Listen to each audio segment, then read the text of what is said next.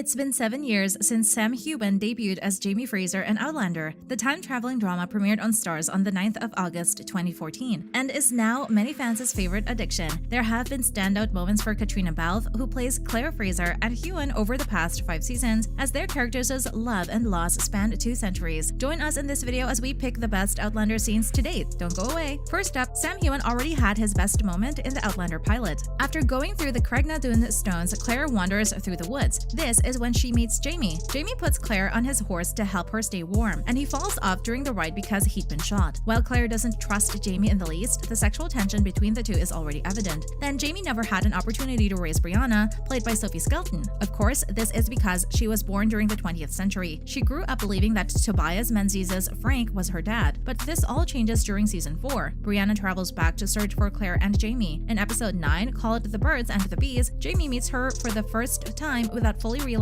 who she is. This is one of Heughan's most spectacular on-screen moments in Outlander. He displays an expression of bittersweet joy, a true mixture of excitement and horror. Great acting work. Also, there is the moment in season 1, episode 9, when Jamie begs for Claire's forgiveness. This one is memorable because it is here that the storyline became somewhat controversial. You see, Jamie spanks Claire, and not in a BDSM consensual kind of way. With a knife in her hand, Claire ends up laying down the law. She makes it clear that's not how things are going to be ever. Jamie comes to terms with this error and holds the knife to his heart while begging for forgiveness at her feet. He tells her if he ever raises his hand in rebellion again, that the knife may pierce his heart. Then he says she is home now, and he wants her so much he's struggling to breathe. And finally, he asks her if she'll have him. The wedding night was a scene for the books. We're going to show you this in a moment, so stay with us. Now, what about the time Claire saw Jamie's scars for the first time? This is a really early point in the story, in episode 2 of season 1, when Claire and Jamie end up at Castle Leoch. Jamie is still young, reserved, quiet, and conflicted. He displays his vulnerable side for the first time while Claire treats his arm, and it is here that she notices the horrible scars on his back. This is the first time we see Jamie truly open up to Claire, and he ends up telling her the whole story about his scars.